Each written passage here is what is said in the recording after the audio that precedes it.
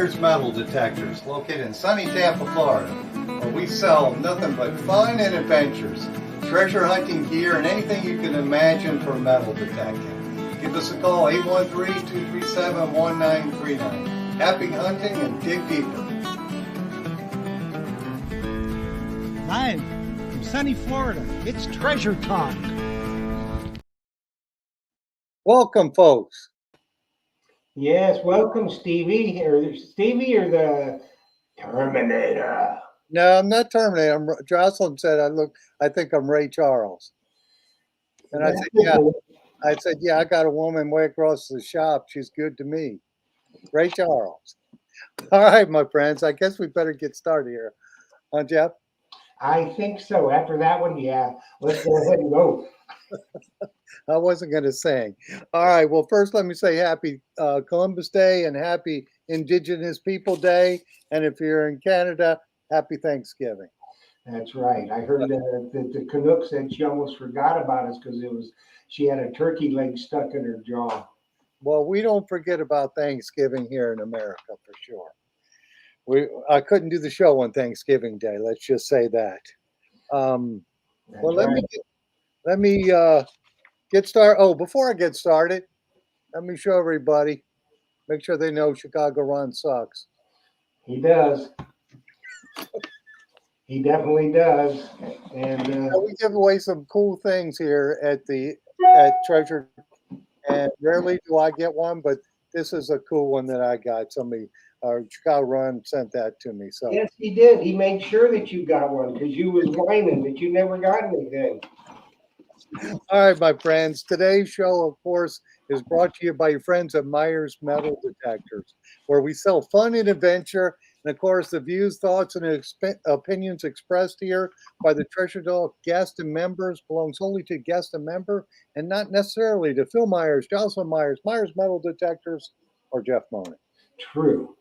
And of course, the purpose of Treasure Talk is to promote the hobby of treasure hunting and metal detecting, and treasure hunting in all forms, and to educate our members in a fun, informative manner. And that's exactly what we're going to do tonight. I think we are in a kind of a different way. We're doing things a little bit differently tonight with our guest. Many of you have met him before, and many of you haven't. If you have not, you are in for a very special treat tonight. Very, very well-rounded individual, not only as a treasure hunter, he's very knowledgeable in all things metal detecting, but he's a world-renowned author and has some just absolutely stunning killer books out. Don't you think, Phil? Yes.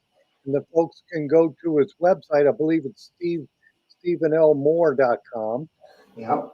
And take a look at them, and they're all history books too. So.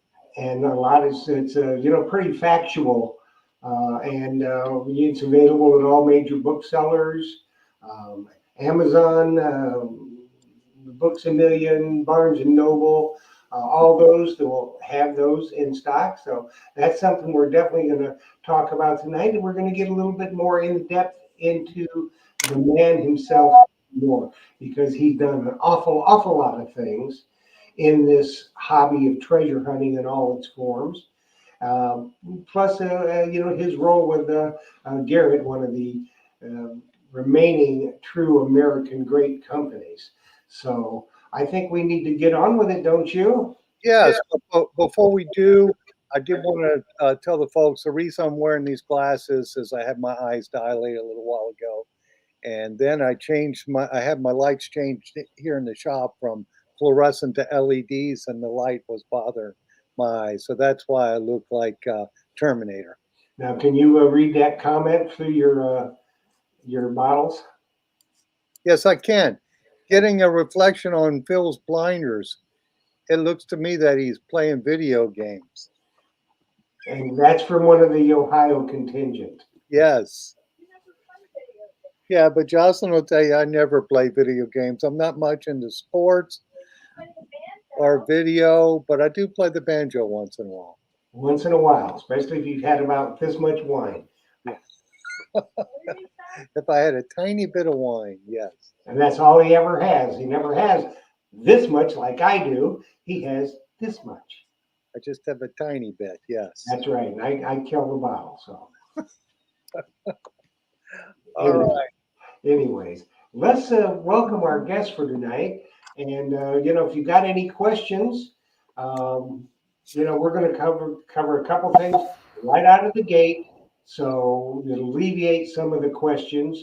Um, that we just really we're just going to try to eliminate those couple, 2 or 3 questions, but let's bring on Steve Moore, one of the most fascinating individuals that you'd ever want to meet. Steve Moore. Hey Jeff, hey Phil, how you doing tonight? Good, Steve. Welcome again. We just love having you come on the show with us. I feel like I need my sunglasses on instead of these glasses, Well, I'm in the presence of stars here. well, stars. The stars are in his own eyes, I can tell you that. They're in my eyes. If I take the shade off, it bothers. I was just trying to do it, and I can't. Yeah, I can't get rid of this glare on mine either, try to mess with this laptop, but oh well. It is what it is.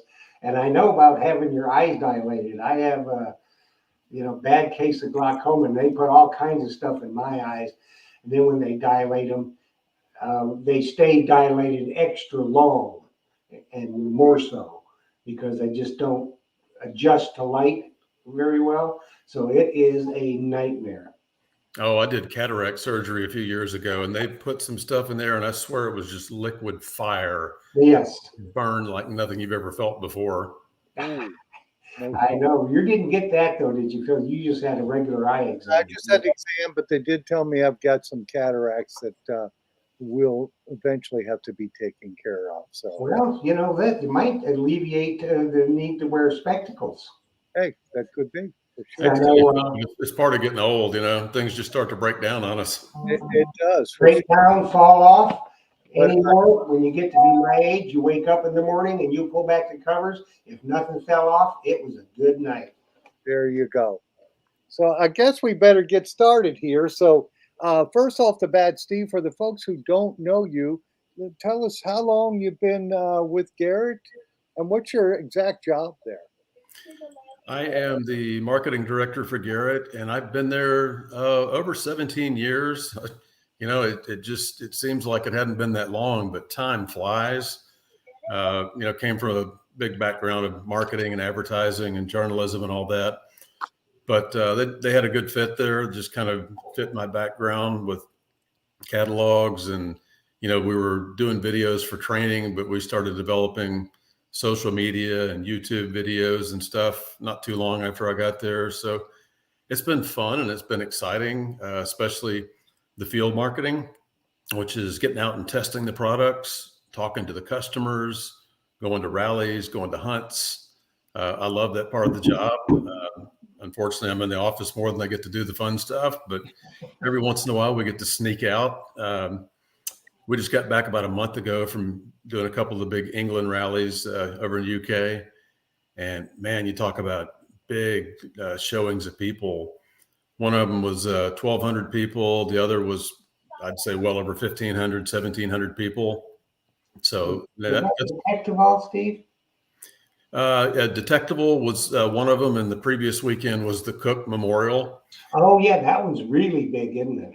Yeah, Gary does that one in support of his father who passed away from cancer, and they raise tens of thousands of pounds, English dollars each year for cancer support. And really a good time. In general, they have some pretty good fields with some pretty good finds out there. So, Steve, I didn't mean to interrupt, but is it all natural finds? It's not like seeded? It's all natural on both of them, although there's a couple places where we'll put out some tokens. Like we had 100 or so tokens in one particular field. Okay. You come back to our distributor Regton's booth and redeem those for merchandise or shovels or different things. But you kind of know going out that there's a certain area that's planted if you want to look for prize tokens. Yeah. Other than that, it's 1,000+ acres just to roam and explore out there, Yeah. And they have a whole lot more history than we have here in their country. Yeah. Sure. Yeah, I was reading a little bit about it. for from some people, and everybody had a really good time. There was a lot of really cool stuff found. There's always, a few gold coins that show up, whether it's a Celtic stater or just a early gold coin. I didn't have that luck, but I did find some nice silver coins on the trip, a couple of little hammered coins. And it's funny because, we're used to searching for dimes on the scrape lots or at the beach, getting a high like 70s or 81, 82 reading on, say, an AT Pro or an AT Max. And these little hammered coins are way down low, lower numbers because they're just paper thin. Mm-hmm. Right. But the Brits over there, that they love that. I mean, that's just the most coveted thing, is to find a early hammered coin that's in good condition. Yeah. Had a few of those and had some Romans. So we had a pretty good trip. Yeah. Hey, Jeff, you had a question on there earlier, and then I'll put it back. Put it back, but I had to put this one up. Okay. Dad, oh my God, the glasses. That's my daughter and son-in-law. That's funny. Yeah, if the kids can't make fun of you, who can, They do. I didn't think she watched me. So there you go. They do watch you. Okay, the question was from Tom Becker, and he was asking, how old were you when you wrote your first book, and what was the book about? The first one I did, let's see, it was back in 96 that it was first published. So I probably started writing it a couple of years before that. I had a couple of co-authors, and one was a professor at Stephen F. Austin, where I went to school, and he was part of a carrier squadron in World War II. And another buddy of his that helped collect museum oral history for what used to be the Confederate Air Force. Now they can't call it that. It's the Commemorative Air Force, to be politically correct. But they'd collected a lot of history and had tons of photos and everything, but they had no idea how to put together a squadron history book. And I said, yeah, I'd love to work on that, because I'm kind of a history buff and a World War II, avid reader, and got to interview dozens and dozens of these pilots from World War II, the rear seat gunners, the radiomen, just fascinating time. And gosh, how old was I? 16, wouldn't you? About that, 96, 16? Yeah, I was going to say somewhere in the late 30s, 36. No, I have to go back and think about that, in the 30s somewhere. I'm 56 now. So if I could do math, I could tell you, but I can't do math. So.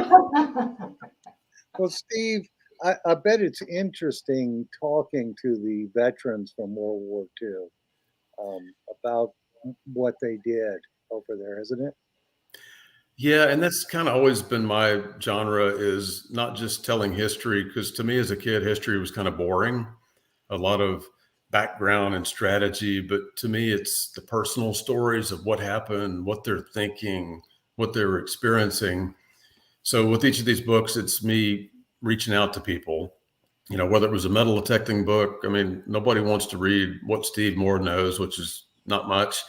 But with Relic Quest, I interviewed easily more than 100 veteran diggers, divers, relic hunters, coin hunters of all type.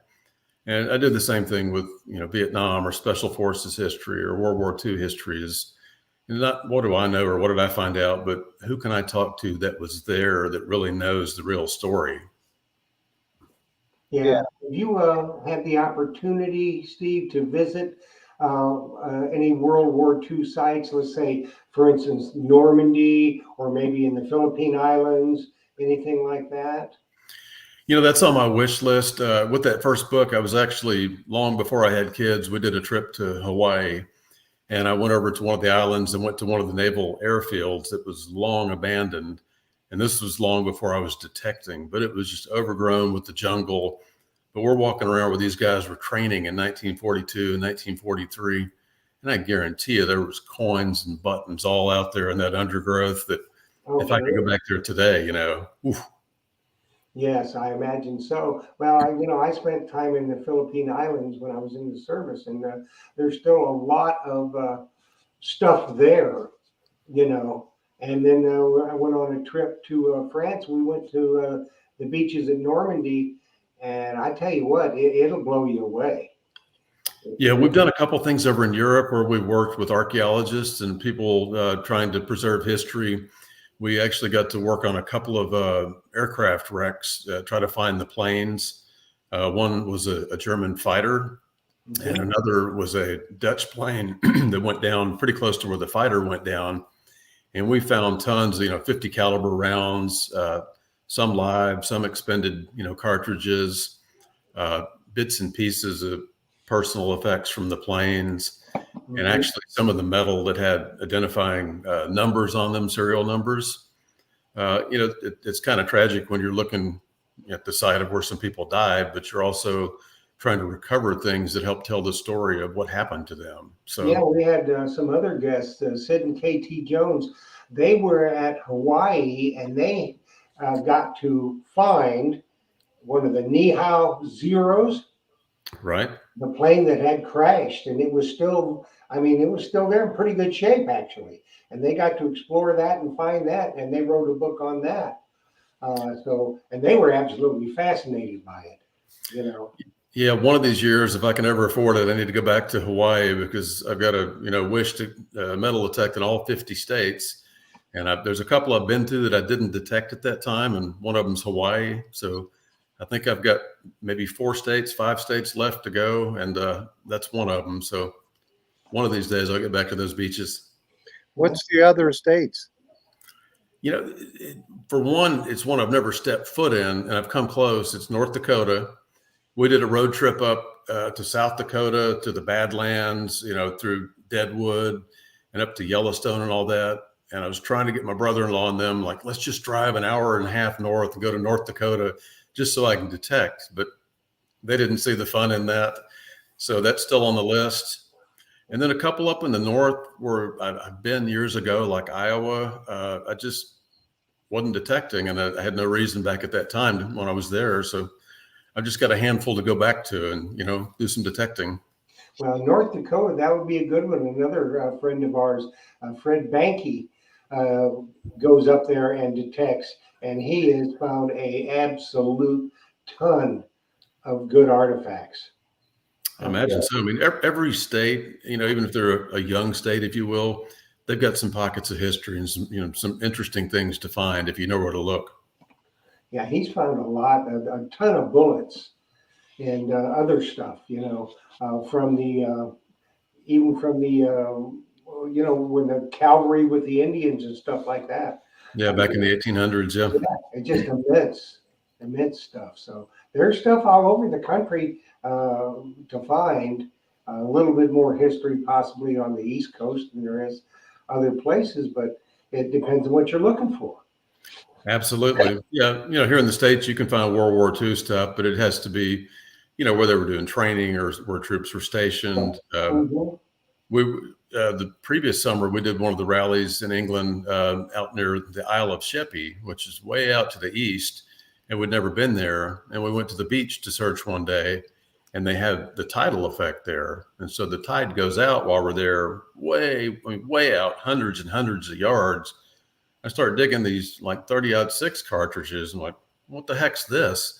The next thing you know, we got dozens and then hundreds of these things. And come to find out there had been some World War II activity and training right off that island. And there were just thousands of cartridges out there. So you never know where you're going to run into World War II stuff. Oh, yeah.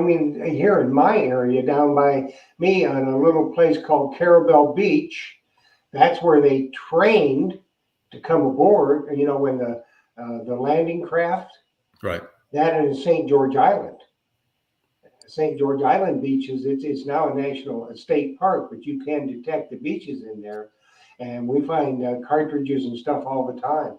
And that's where they practice their runs. And then with the landing craft, they actually train the guys there. So. Oh, they lost all kinds of stuff practicing. Oh, yeah. Yeah. I was going to say, we find stuff here, Jeff, out in the Gulf. We find 50 cal shells, were used for training. They're always washing ashore, for sure. Well, Tom Becker he says, Steve, I think Garrett needs to field test some detectors in Hawaii, and you need to go supervise the testing. Absolutely. I like the way he's thinking. Yeah. So Tom, send that in to Garrett. And tell him. Send that suggestion in there, and let's make it happen. I like it. I'll go. Tom's always thinking about others. Steve, we got a question here, and I guess we need to knock these out real quick. Is Garrett going to do anything with the White's V3i technology? With the White's technology? It's V3i. I know you guys did the 24K, was very similar to the White's gold prospecting detector. Yeah, in fact, I'm going to be out with the Goldmaster later this week. We've got several gold events in California with GPAA and with Placer Pete, and Digstock's got a gold event. So we're going to be working with, what was the former White's GM24K. I'll be doing some stuff with Axiom. I'm heading out later this week for that. As far as V3i, I can't say anything on the near future coming up with that. I know there's definitely some hardcore fans that love that machine and some of the technology in it. But immediately, I can't say there's anything coming up with that. Is it something we'll consider in the next year or two? It's always possible, because we know White's had a loyal following, American company. Ken and Charles knew each other. They were friendly, they were competitive, but they got along. And so Mr. White and Mr. Garrett, hats off to both of those men that aren't with us now, but one of the companies is still going. The other one, we're doing our best to help preserve the legacy in some form or fashion. And we definitely appreciate those that have interest in some of those products, and keep our fingers crossed on that front. Yeah, for sure. Well, that 24K, that's been a good detector since it's been introduced, hasn't it? Yeah, I was a fan of our AT Gold, which, had a higher frequency than, say, an AT Pro did. But you're talking much different when you double the frequency for finding tiny, tiny little pieces of gold. It's got some really good ground tracking abilities on that. So we're going to get out there and show a bunch of folks how to run that. Some will be veteran prospectors. Some will be newbies that are going out to this claim. But I think we got 175, a couple hundred people at the event I'm doing this weekend. And I'm going to do my best to teach them what I know about the Goldmaster and also the Axiom. So, with the Goldmaster, you can run that a little bit and kind of almost relic hunt a little bit and use discrim on it and kind of pick or choose your targets. As you get into the pulse machine, it's obviously a different world, but with the double D coil, you do have some iron check ability. So do our best to walk some folks through finding some stuff with those machines this weekend. And they've actually got a cool contest on Sunday. There's a combination. There'll be some wet panning, some dry panning, metal detecting events, a number of stations. So we're going to run one of the stations on Sunday. And if you successfully, as a 4-man team, complete that challenge, you move to the next station and the next station, and they will eventually get clues to go dig up a treasure box out there in the desert somewhere. So they've made it fun, but we have to do our part to run one of the stations, as do the dry panning and wet panning people. And kind of looking forward to that. Yeah, that's cool. So you're going to be in California then? Yeah, we fly into Ontario, and I think we're up near just north of there, half an hour or so, just out in the boonies, literally. But it's a massive claim that this Placer Pete group has. You can look them up, Placer Pete, Placer. And they've had this event 2 or 3 times. And I think if it goes well, they'll probably have another one. So folks could come out and detect and learn different aspects of prospecting and what that's all about, Well, I think maybe a lot of people don't realize that Garrett has some really great prospecting tools and gear. Oh, yeah. Yeah, definitely do. And we've spent the past couple of years, some new security products just came out this year. But for our group, we have been focused a little bit on prospecting the past couple of years.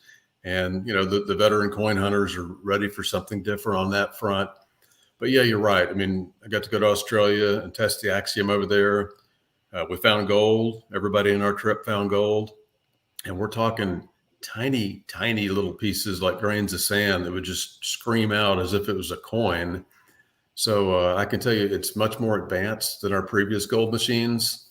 And the Gold Master is very hot, when you're running a single frequency machine. So we've got a few more weeks of promoting that coming up this month. But yeah, good stuff. And people over in Africa and other countries like Kenya, where they have the gold rushes, it's a much bigger deal to us. Now, the Gold Prospectors of America, GPAA, they've got claims, Nevada, Oregon, Washington, California, North Carolina, all over the place. So, but it's kind of a niche group. I mean, you're into looking for gold nuggets and prospecting, or you're into something else, but those who are into it, that's a hardcore group of folks. And they put a lot of hours into looking for those nuggets. Yeah. Yeah. It's fascinating to watch. And there's a few YouTubers that I've been watching, and it's really fascinating to watch. And it's people think you just go out there and dip it in the stream and start shaking it and you'll come up with gold. It's not that easy, is it, Steve? No, I mean, you're out there in the desert or in dry creek beds or on the sides of hills, and you're using a pick and moving rocks and scraping gravel. And you might get lucky and find a few one day. You might, put 2 full days in the field, and it's usually warm. It's usually pretty rough elements out there. But when you find it, I mean, it's like finding an old silver coin. I mean, it's just that that glory moment when you find that little nugget in the scoop, Yeah. Hey, go ahead, Phil. I was going to say, you popped a question up there from the Mumbles man, Tim Naylor. He wants to know if you tried the Axiom in Culpeper. Yes, Miguel and I have been out there. In fact, I think Brandon from Adventure Archaeology is going out there next month. He's going to give it a shot. He's a pretty loyal Garrett user. But Miguel and I both found bullets, buttons, shell frags. Miguel found a big Civil War artillery shell with it.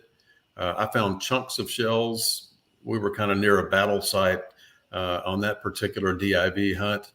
But hot ground, I mean, those who've heard about it, it's red hot iron ore dirt. It'll make a single frequency machine chatter all day long. But definitely found some good stuff out there. And we did kind of a show and tell, the demo, and we had a bunch of axioms there for anybody that wanted to learn how to run it, go test it out. And all we said was go out there and dig anything, come back in a couple hours. I don't care if you dig a square nail or a button, we'll put you in the running. And we had some cool prizes to give away. So we got a lot of people to test drive the Axiom, and I think the local dealer, sold a good number of them. Cool. Yeah, I sold in the American Digger magazine. I guess this is this month. There it is. That's Miguel with the Axiom and the shell. Mick Diggs. Yep, he always gets lucky and finds something good. He went with us to England on this last trip. It was his first time over there, and he was all gung-ho to find a really old coin because, I usually wear a nice coin or something that I found, and he wanted to find a hammered coin. And by God, if not the second day out there, he's got his arms up and he's doing his little dance. And he had I think it was 1500. I'm trying to recall off the top of my head, but really, really nice, large, like quarter size hammered silver coin with really good detail. And I'm finding these scratchy little hammered dime looking coins that don't have much detail. And of course, the first one he digs is just almost pristine with the cross on it and everything. So, now, seriously, he's a very good detectorist. He's avid at doing it on his own free time. And when you do that, you get better at it, Right. You concentrate on it. You learn your detector, and you just know what it is most of the time before you dig it. Looks like you got that one up there, Jeff, from Sam. She says they sell a great gold panning starter kit that includes the snuffer, bottle, pans, classifier, magnifier, tweezer, and a vial to hold your gold. And believe it or not, folks, we stock that right here in Tampa, Florida. Why anybody would be surprised if Phil don't stock it? They don't need it. Well, let's face it, we're in Florida. We don't have the raw gold everywhere like they might have in North Carolina or Georgia or out west. But we do have quite a few people come in and buy gold pan kits because they want to go up to like the Lost Dutchman mines or or one of those camps and do that. So it's kind of cool that Garrett makes that, and we have it in stock here in the store for sure. So, Steve, do you do any panning and prospecting like that? Uh, when I'm in those areas, I'll probably do a little bit this weekend. From what I'm told, it's fairly dry out there if they haven't had rain, but they will bring in some tanks so that you can collect your materials and run them. They'll be doing some dry panning. So in between teaching, detecting, and running some of the stations out there, yeah, I definitely plan to do a little bit. I've done some in Alaska, the Yukon, Colorado, Washington State, different places like that. It's fun. I can't say that I've, filled up a big vial, but you get the gold color, you get the fine little specks in there, and it's addicting, to get down there and spend hours doing that. Oh yeah, sounds like fun to me for sure. That's awesome. Definitely a great hobby. I mean, it's a good way to get out there and pass time. If I live closer to the mountains, which I don't, or streams like that, I would definitely, have fun doing that. But we've got to go on a few adventures where we get to sit back and do some panning for a few hours. Well, cool. Well, that would be fun. That would be a lot of fun. You were mentioning to us that you've got a new book coming out. Yeah, the next one coming out is World War II related, December 5th. You can see it on stephenelmore.com or jump on Amazon or Barnes & Noble. And ironically, I met the main character for this. He's a World War II vet going over to England. We were going over to the rallies a couple of years ago. And I've done some books on the submarines in World War II. And I happened to notice his hat that he was wearing and a particular jacket, submarine veterans. And he had the name of his submarine on there. And so I kind of struck up conversation with them, and KG and Ringy saw me as they were getting off the plane, and they're like, he's gone. Okay, he's found an old guy to talk to over there. He's got a veteran. Bill turned out to be just a hoot. He was floored, just stunned that I knew some details about what his submarine did. And specifically, they were the first to sink a Japanese aircraft carrier. And he was a radar technician at the time, running radar, running radio communications, did a lot of important stuff, a lot of cool stuff. And he went on to work on missiles and satellites after the war. Actually, before he retired, helped with the early stages of global positioning systems, the modern GPS. Mm-hmm. And we just struck it up. And his daughters were like, oh my God, you guys have to get together when you get back from England and talk. And we did, and did a lot of research on his ship and what they accomplished. And to make a long story short, their submarine had sunk during its trials, killed half the crew, and America actually raised it. That was a big salvage effort to save half the crew from deep depths with a diving bell. They brought it up and renamed it the Sailfish, and she went on to sink the first carrier in the war. And there were American POWs on that carrier. So there's a whole backstory of things going on between Americans on the Japanese carrier and the Americans stalking that carrier. But Bill is still alive. He's 99. And actually, he's going to come to Texas in December. We're going to do some signings at the Nimitz World War II Museum and a couple other bookstores. So he's actually really excited. And for a 99-year-old guy, he's sharp mentally. He gets around pretty good. So really looking forward to that, Yeah, that'd be great. That'd be a very good read. Indeed. Strike of the Sailfish is the name of it. So check it out if you're a World War II historian. For sure. That's going to be a good book for sure. Hey, Steve, we did have a question. Now, this one Jeff didn't put up, but it says it's from Headhunter Coinslayer. So is the AT Gold a better machine for gold than the Garrett AT Max? I think the Max was like having the AT Pro and the Gold in one. Yeah, it's a good question, kind of a tough answer on that. When you had the Pro, you had 15 kilohertz. So with the Gold, we came out with a higher frequency at 18 kilohertz and put a smaller, more compact coil on there to really focus that energy. Gave it the ground balance window, which was a good way to not only balance to one point in the soil, but to spread your ground balance where the soil is changing on you. it introduced additional ground balance features that you don't have on the Pro. So it's a much better gold machine there. Now, comparing it to the Max had ground balance window on it, which is automated. So that's kind of a cool step the gold didn't have. The frequency goes down on the Max, so it's not as high of a frequency on gold, but it's a powerful machine. If you run the Max versus the Pro, you know that when you go into the all metal mode, you definitely gain extra power. So you can find nuggets with both of those machines. However, with the much higher, like 40 kilohertz type operation, like the GM 24K, it's going to find the more granular, little tiny sub-gram pieces of gold better than either the AT Gold or the AT Max would be able to. So that's a long answer on some of that, but the technologies, the power, the frequencies all come into play with tiny gold. Yeah, I would say that the all those detectors, all the Garrett detectors will find gold. Even your A series can find gold. It's just that when you want to find the real tiny nuggets, then you need the higher frequencies. Would you agree with that?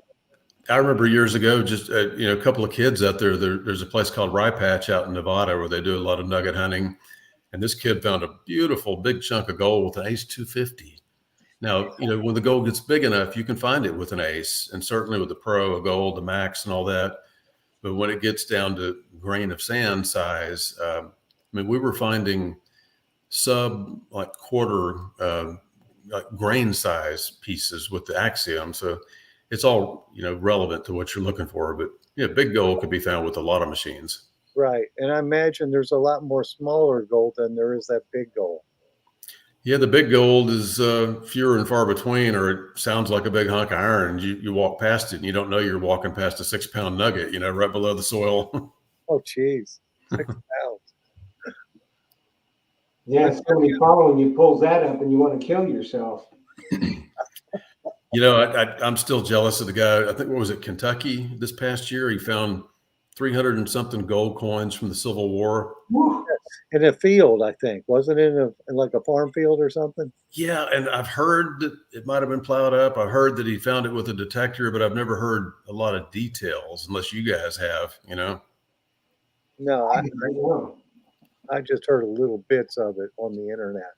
He's probably keeping it quiet because there's probably a lot of people coming after him to go look for that stuff, because some of those $20 gold pieces I heard are worth 6 figures alone just for one coin, Yeah. Rare stuff. Yeah, it looks like Jeff's got one here. My understanding is that Garrett bought White's company, including the tech. Did Garrett learn or incorporate anything into the newer detectors using the info learned from the White's company? Yeah, we kind of already touched on the Goldmaster 24K. We certainly took that and took the White's technology, put a little bit of tweaking on it to put the Garrett perspective on it, change the coloration and the logos a little bit. The Axiom's a whole different animal with the Pulse machine. I know there's some TDI folks and people that have used the Whites for a lot of years, but I would say the Axiom is far more advanced than even our own ATX or TDI. But certainly we have those technologies and our engineers have access to that as we look at future things and other technologies coming up. So in a roundabout way, yeah, we did with the Goldmaster, but we haven't picked up the V3i or one of the other ones that somebody mentioned earlier. But anything's possible since we have that ability. And the main thing is we help preserve the name of the company and keep it out of the hands of some of the folks that are cloning stuff overseas and could have, done anything with that, not being protected. Right. There was the thing you were talking about earlier, Phil, about the Yes. the Garrett Carrot, which is the #1 pinpointer in the world with good reason. And what was that you were telling us? Yeah, I wanted to tell the folks that you see these on Walmart, their Amazon or Walmart.com website, sold by independent dealer, and it's really not a Garrett Pro pointer. The person who was on there bought it, called Garrett with the serial number, and it was counterfeit. So don't waste your money buying an inferior product, because Garrett, I can say this, has put a lot of time, money, and research into coming up with a good product. So you don't want to cheat yourself out of getting the good product for sure. Yeah, and if you see that, Phil, I mean, feel free to shoot us an email with the pictures of it, or if the customer has that, we want to go after those folks that are bringing that product in. It's tough. We deal with it. The other brands have their own cloning they have to deal with. It's an eternal fight. You can stomp out one little bad guy and two more pop up that Yes. are cloning stuff and bringing it in. So, as you said, buyer beware of a price that seems way too good to be true. Right. When it's $65 for a $127 item, you know it's too good to be true. There's some issue there. So, yeah, buyer beware, because if you buy that product, your warranty ends when they get your money. So, yeah, I warned my daughter about that. Found a vehicle she wanted to buy that was $3,000 and it was in great shape and low mileage and all this, and it was through the internet. I'm like, it's not going to be what you think it's going to be. Promise me. But hey, I have a friend of mine, Ricky T. He says, bring back the Garrett XL 500 PI. Love that machine. going back a few years there, right? Oh, and it looks like Jeff got one there from Bill Crow. I owned a GTI 2500 several years ago. Excellent machine. Is the current Garrett technology way above this, the same, or totally different? It's a mixture. I think there's better technology in the newer machines like AT Max and even Apex because you're getting into multi-frequency and some of the advantages of what we have there. I still love the GTI because you had the sizing element on there. I'd love to see us, reinvent or bring that back at some point, because knowing what size something is before you dig it is, you can always lift the coil, of course, but I love that part of it. I did my first Civil War hunting with the GTI 2500. Found great stuff with the 1500, the 1350, even the 550. So I called them the green machines back in those days.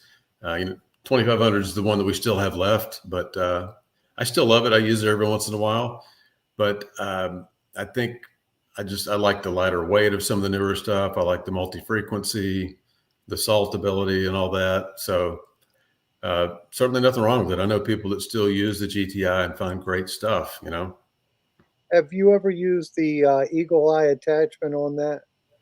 I have, yeah. We were actually looking for a time capsule here in Texas a month or two ago, dead of summer. And we were using that, and also one of our big coils on the Axiom.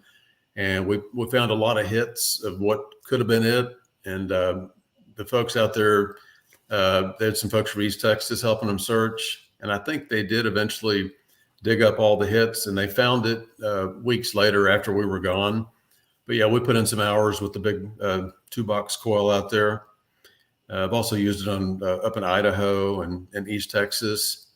It's not something I'd want to walk around with 12 hours a day like I do when I'm in England, but it's a specific purpose. You're looking for something large, cannonballs or a cache of coins or a treasure box or something, Yeah, I've sold a few of those that went to, I guess, South America.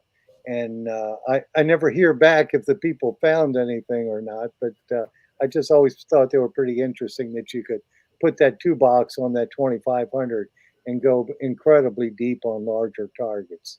Well, if I was in South America and I found a big pile of gold, I probably wouldn't be like the guy in Kentucky and talk about it, because I don't know what the South American government would want to do with me, Yeah, I'm the same way. Jeff, if I was over on the east coast of Florida and found the coins that Jim Tibbet found, Oh yeah. I wouldn't have told anybody either. No, well, he was like a kid in the candy store. He couldn't wait. Yeah, But that's all right.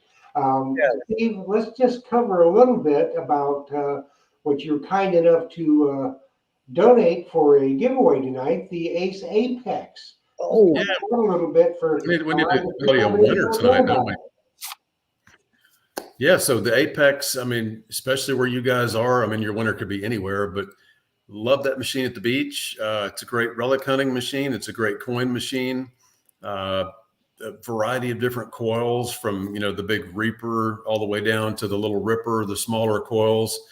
I like the Viper size that's on there. The Raider is also a good one at 8.5, 11, but it's really good on targets. I run the multi-frequency more frequently than not, but sometimes I'll fall back to just a 10 or 15 kilohertz if I'm working a yard where I don't need the extra depth. But terrific machine, lightweight, rechargeable, built-in battery and all that great stuff. Wireless. Yeah, and it's very light as well, well balanced. And the screen is one thing I really like about all Garrett products is the screen is very easy to see and to read. Yeah, and I love the backlight at night because I go to Florida once or twice a year if it works out, take the kids or the family. And when they get tired or early morning, I'm at the beach. And so I've got that backlight on and I'm trying to find what all your friends down there have lost yesterday, Pole caps. Yeah, those were lost like 60 years ago, Jeff. Yeah, and pieces of aluminium. Aluminum, yes, for sure. Yeah. So, speaking of that, I think we need to give away a Garrett Ace Apex. Let's do it. What do y'all think? So, everybody, it's time for our giveaway. So get ready. Steve and the fine people from Garrett were kind enough to donate a Garrett Ace Apex. And it's really a killer machine. And whoever wins it tonight is going to be really, really happy. I know. As always, number one, you have to be a member of Treasure Talk, whether it be Treasure Talk YouTube or Treasure Talk on Facebook, because they do check and make sure that the people whose names are drawn are members. Number two, you have to be tuned in to win. And number three, you have to put in a certain phrase that I give you in the comments below when I put up the giveaway video. And that phrase was Steve Moore, a world-renowned author. So that's what you had to put in. I have all the names that were submitted were tabulated at 6:30 p.m. sharp every Monday night. I draw the names of my random name picker and some alternates because once your name is called, and only if your name is called, you will have 3 minutes to text me at my phone number there. But you must text me with your name and that you are here. If I don't see a name, I don't have any idea who it is. You got 3 minutes. If you don't respond within 3 minutes, I go on to the next person. So get ready because this one person is going to be happy, happy, happy. Happy for sure. Very happy, let me tell you, because this is a great, great giveaway. It's one of the best we've ever had. Yes, it is. So Lexicon 914, if you are watching, you is the proud owner of a Garrett Ace Apex. 3 minutes. 3 minutes. It's counting. That super light detector that runs multi-frequency and is wireless. Now, one thing I didn't know, that the wireless pinpointer works in that too, doesn't it? Yeah, and especially at the beach, because not that I don't want to talk to people, but when you're in your zone, you're really digging. Oh, what are you doing? What are you finding? What's going on? You get the people coming up asking questions, and I love to talk to people and all that. But at the same time, I kind of want to just get my little groove and do my thing. So now I've got it buzzing in my ears and not out loud for everybody to wonder, what is that? Yes. Yeah, so that's awesome that it all pairs together like that. And did you get your winner already, Jeff? Oh, yeah. Oh, That's quick. I think last time we had to go 2 or 3 rounds, I think they've learned. So what they need to do now is you have to send an email to treasuretalkshow@gmail.com, as it's stated on the screen. And right down there. Your name, address, and phone number. And I will get that to Steve, and he will make sure that your detector gets sent out to you, and you will be happy, happy, happy when you're hunting. All right. Congratulations. And that We got was, one of the best detectors on the market today. Let me yes. tell you. And Jeff, that was Lexicon 914. Yep. Okay. All right. Lexicon Congratulations. 914. Yeah. So they're going to have an awesome American made multi frequency detector for sure. Yeah. Good So, times are in store. Yeah, here's one that the last one, Ricky T won, and he absolutely loves the Apex. We've got a couple other people in the chat tonight. Dirty Paws Detecting, they're big nighthawks on the beach, and they absolutely love the Apex. Way to go, Rick. Send us some pictures, go to our social media, check us out, share some of your good finds. I mean, we pick winners every month. Who knows? You might win another metal detector. You never can tell. So where do they send the pictures to? If you go to Garrett.com, there's a place where you can go into the find of the month, Vaughn Garrett's find of the month. We've been doing that for, 10, 12 years or more. Give away free metal detectors every month, picking a favorite find internationally and here in the States. And we post those on Facebook, Instagram. You can see all the winners every month. But all you got to do is send in a cool find, throw your silver coin on the Apex control box or your gold ring or your necklace, and you never know who's going to get picked. That's Could right. be Phil Myers. You never know. You just don't know. Well, we can't win because we can't win on the show, but I could send a picture in for sure. Well, Well, you got to take those dark sunglasses off to hunt the beach at night anyway. You're not going to find anything. Well, he might. He's got the Braille system. Yeah. See, that's why he never wears shoes when he's in the water. He's detecting with his toes. Digging with his feet. I've got shoes on. I protect my feet. I don't see how the hunters can hunt those beaches without something protecting their feet. Man, I got to have foot protection. When I was a kid, I jumped off a pier and landed on half a Coke bottle and sliced up in my ankle. And then my son, off in college, just got tossed off a pier last month, shredded his feet on all this jagged metal because he was barefoot. So when you go in the lake and you're detecting in the water, wear some foot protection. That's my word of advice. Yes, always. Because anybody that's hunted the beaches for any length of time will know that, because you cannot believe what we find on the beaches. There's always idiots out there breaking bottles. So there is glass in every lake and every beach. So because people just throw stuff away, or they'll break it up and just do it for pure meanness. So always, and hypodermic needles. Yeah. Anything you can imagine. Hey, pretty much. Steve, we do have a question. This one is from Jim Bacorn, and he's saying, "Hey, Steve, what is your best find with your metal detector?" Just a variety of things. I've got one gold coin, $1 1851 coin. So that's one of my favorites. I've found a few nice silver coins overseas and here in the States. I'd still love to find, I've got a like 1830 silver coin, but I'd love to find 18 teens or 1790s. That would be the ultimate. Civil War belt plate was one of my favorites. Cannonballs were fun to find. It's something different for every person, but I've got to detect some Texas battlefields where my ancestors fought as Texas Rangers. So finding some musket balls and things there, not that big a deal to most people to find, but knowing that my great grandpa could have fired that, some of that stuff's pretty cool to me. I don't sell anything. I'll give away stuff before I would ever sell it. I've got boxes of junk, as my wife calls it, over in this corner, relics and coins, but you just collect them. And every coin, every relic's got a story.